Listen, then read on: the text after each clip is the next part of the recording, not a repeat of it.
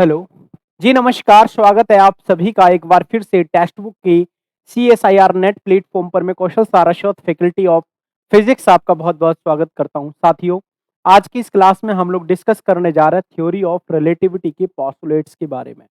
आपको ये वाली बात तो पता होगी कि जो थ्योरी ऑफ रिलेटिविटी है वो अल्बर्ट आइंस्टाइन साहब ने 1905 में दी थी। और इसी थ्योरी के लिए उनको नोबेल प्राइज़ नहीं दिया गया था। बेसिकली हमको लगता है कि उनको एसटीआर के लिए स्पेशल थ्योरी ऑफ रिलेटिविटी के लिए नोबेल दिया गया होगा। बट उनको जो नोबेल दिया गया था वो फोटो इलेक्ट्रिक इफेक्ट के क्वांटम मैकेनिकली एक्सप्लेन करने में फोटोन की डिस्कवरी के लिए मिला था। एसटीआर के लिए उन्हें कोई भी नोबेल नहीं दिया गया था, जबकि उनकी लाइफ की सबसे ज्यादा सक्सेसफुल जो थ्योरी रही है वो एसटीआर रही है। आज हम उसी एसटीआर के बारे में यहां पर बात करने वाले हैं कि स्पेशल थ्योरी ऑफ रिलेटिविटी क्या है और इसके पोस्टुलेट्स जो अल्बर्ट आइंस्टाइन साहब ने दिए थे वो हमारे क्या है। तो आप हम इन पर चर्चा करने वाले हैं।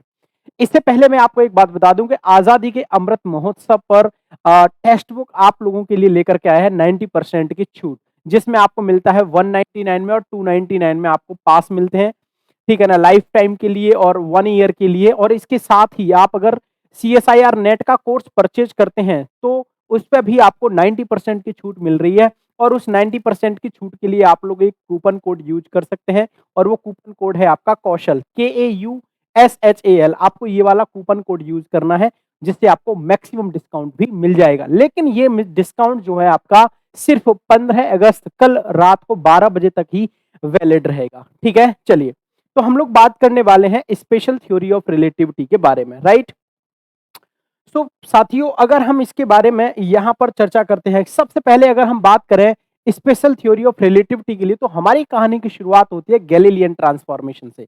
गैलीलियन ट्रांसफॉर्मेशन से ही क्यों शुरुआत होती है? क्योंकि जब हम फिजिक्स की शुरुआत करते हैं, जब हम फिजिक्स की यहां पर शुरुआत करते हैं तो फिजिक्स को हमने 2 पार्ट्स में यहां पर ब्रेक किया है। एक है हमारा क्लासिकल, एक है हमारा क्लासिकल फिजिक्स, और दूसरा वाला जो फिजिक्स है हमारा वो है हमारा क्वांटम फिजिक्स। दूसरा वाला हमारा क्या है? Quantum physics. देखो, अगर हम यहां पर क्लासिकल फिजिक्स की बात करते हैं तो क्लासिकल फिजिक्स में क्या होता है कि जो हमारे न्यूटन्स लॉज ऑफ मोशन होते हैं वो हमारे वैलिड होते हैं, बट क्वांटम फिजिक्स में वो हमारे वैलिड नहीं होते हैं। ठीक है, तो यहां पर न्यूटन्स लॉज जो होते हैं हमारे, जो हमारे न्यूटन्स लॉ जो होते हैं वो हमारे वैलिड होते हैं, लेकिन यहां पर न्यूटन्स लॉ जो होते हैं वो हमारे इनवैलिड हो जाते हैं। यहां पर इनवैलिड हो जाने का मतलब ये होता है क्योंकि पार्टिकल की जो स्पीड होती है वो स्पीड ऑफ लाइट को अप्रोच करती है, लेकिन क्लासिकल में पार्टिकल की जो स्पीड होती है this is very very less as compare to the speed of light होती है। So we can say this is the basic difference between the Newton mechanics, और we can say this is the classical physics and the quantum physics, right.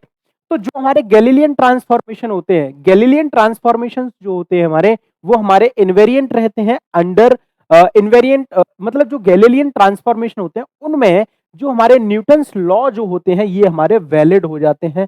ठीक है ना, ये इसमें apply हो जाते हैं किसके अंदर? गैलीलियन ट्रांसफॉर्मेशन के अंदर। गैलीलियन ट्रांसफॉर्मेशन में बेसिकली क्या होता है कि जब भी कोई भी एक फ्रेम ऑफ रेफरेंस एस दस जिसको हम बोल रहे हैं वो किसी दूसरे यानी इनर्शियल फ्रेम के रेस्पेक्ट में अगर मोशन कर रहा है तो उस केस में एक्सेलरेशन जो होता है वो 0 हो जाता है और पार्टिकल की स्पीड जो है वो पूरे स्पेस में बराबर रहती है। ये है हमारा गैलीलियन ट्रांसफॉर्मेशन, जिसके बारे में आप ये सारी चीजें पढ़ सकते हैं। लेकिन इससे जो हमारे रिजल्ट्स हैं वो बहुत ज्यादा ठीक नहीं आते हैं। तो इनके रिजल्ट्स को सही करने के लिए हम यहां पर लेकर के आते हैं कौन से अ, गैल अ,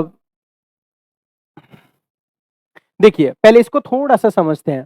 जैसे मान लीजिए ये हमारा कोई भी एक एस डैश फ्रेम है और ये हमारा यहाँ पर क्या है? एस फ्रेम है, ठीक है? अगर मैं एस फ्रेम का सेंटर देखता हूँ, this is O and this is your O dash. अगर मैं यहाँ पर कोई पॉइंट हमारा पी है, इस पॉइंट पी के अगर मैं कोऑर्डिनेट्स देखता हूँ, अगर मैं इस पॉइंट पी के कोऑर्डिनेट्स देखता हूँ ओ के रेस्पेक्ट में, तो ये हमारे क्या होंगे यहाँ पर? एक्स, वाई, जेड, ठीक है? और टी। लेकिन अगर मैं ओ डैश के रेस्पेक्ट में देखूंगा तो ये हमारे क्या होंगे? X dash, Y dash, Z dash and T. Suppose that जो हमारा एस डैश है वो वी स्पीड से मोशन में है, तो यहां पर हम इक्वेशन ऑफ मोशन लिख सकते हैं। तो हमारा जो एक्स है, ये वाला वेरिएशन इसमें क्या हो जाएगा? v इंटू टी, यही वेरिएशन होगा। अगर मैं यहाँ के रेस्पेक्ट में देखूंगा, दिस इज टोटल s, तो जो हमारा x होगा this is x dash plus of vt हो जाएगा। लेकिन जो हमारा y है वो y डैश के बराबर होगा, जो हमारा z है वो हमारा z डैश के बराबर होगा, और जो हमारा टी है वो टी डैश के बराबर होगा। ये ऐसा क्यों हो रहा है? क्योंकि हमारा जो फ्रेम ऑफ रेफरेंस है वो जो मोशन कर रहा है वो only along the x axis यहां पर मोशन कर रहा है, राइट। अगर मैं यहां पर डिफरेंशिएशन करता हूं विद रिस्पेक्ट टू टी, तो ये हमारा क्या हो जाएगा, dx over dt that is equals to dx dash over dt that is equals to v। देखो ये हमारा क्या बन गया, v is equals to v dash, इसको आप u बोल दीजिए क्योंकि ये v हम पहले से मान चुके हैं, ठीक है। लेकिन अगर मैं इसका again differentiation with respect to time करूंगा, अगर मैं इसका again differentiation with respect to time करूंगा तो ये हो जाएगा जीरो, क्योंकि ये हमारा कांस्टेंट है। यहां पर ये स्पीड यहां पर हमने क्या मानी है, कांस्टेंट। तो हमारा जो एक्सेलरेशन है वो दोनों फ्रेम ऑफ रेफरेंस में क्या आ गया, बराबर। यहां पर हमारा एक्सेलरेशन बराबर आ गया है, इसीलिए हम इसको बोलते हैं इनर्शियल फ्रेम ऑफ रेफरेंस और गैलीलियन ट्रांसफॉर्मेशन। इसके अंडर जो हमारे न्यूटन्स लॉ होते हैं वो हमारे वैलिड रहते हैं, ठीक है। ये बात समझ में आ रही है। लेकिन इसके बाद में आता है हमारे लॉरेंट ट्रांसफॉर्मेशन। जब हम लॉरेंट ट्रांसफॉर्मेशन की बात करते हैं तो इसके अंडर हमारे जो लॉज ऑफ मोशन होते हैं वो हमारे वैलिड नहीं रहते हैं, क्योंकि यहां पर जो हमारा एक्सेलरेशन ए है this is not equal to हमारा क्या आता है, ए डैश आता है।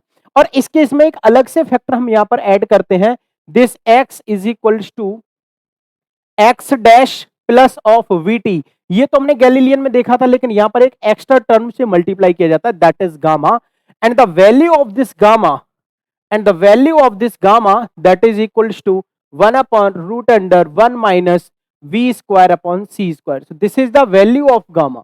This is the value of gamma. So we can put the value of this gamma in this equation. So we can calculate the Lorentz transformation.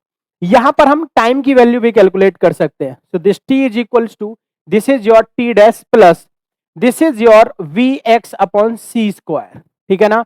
So vx is equals to Vx upon C square, और यहां पर भी हम क्या करेंगे, gamma से multiply करेंगे। तो जो हमारा लॉरेंट ट्रांसफॉर्मेशन होता है ना, यहां पर हमारे एक्स और टाइम में क्या हो जाता है, एक कोफिशिएंट से एक कांस्टेंट से मल्टीप्लाई हम कर देते हैं, and this constant is known as gamma, ठीक है ना। ये बात आप समझ रहे हैं। और एक बात और आपको समझ में आनी चाहिए कि जो हमारा v है this never be greater than c। ये कभी भी हमारा वैलिड नहीं, बराबर हो सकता है, नो डाउट बराबर हो सकता है, लेकिन हमेशा छोटा ही रहेगा, लेकिन इसके बराबर नहीं हो सकता है, ठीक है ना। So this is your Laurent transformation.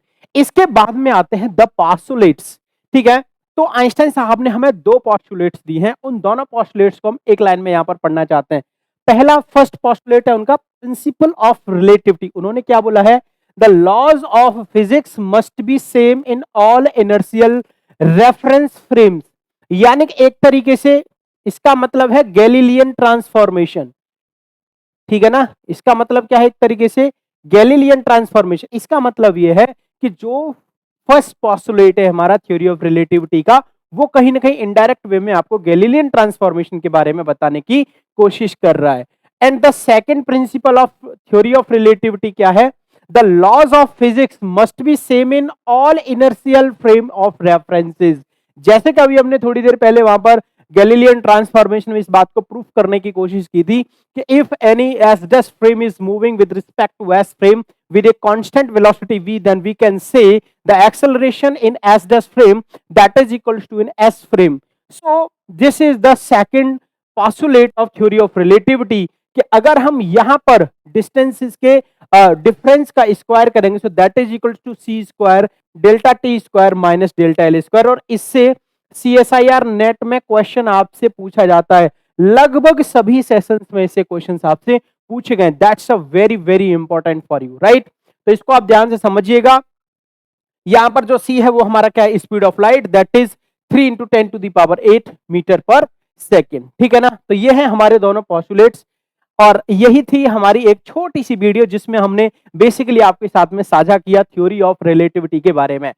मेरे साथियों, इसके बाद में फिर से मैं आपको एक बात बताऊंगा, अगर आप कोई भी टॉपिक सीखना चाहते हैं, समझना चाहते हैं, तो क्लास के बाद कमेंट सेक्शन में जरूर कमेंट करके आप हमें बताएं कि आपको किस टॉपिक के बारे में जानकारी चाहिए, ठीक है। और दूसरी इंपॉर्टेंट बात, कल 15 अगस्त रात 12 बजे तक आप 90% का ऑफर कोई भी कोर्स परचेज कर सकते हैं। मैक्सिमम डिस्काउंट के लिए आपको एक कूपन कोड यूज करना है, और वह कूपन कोड है आपका कौशल। जैसे ही आप ये वाला कूपन कोड अप्लाई करेंगे आपको मैक्सिमम डिस्काउंट मिलेगा CSIR नेट के कोर्स पर। So thank you so much, take care.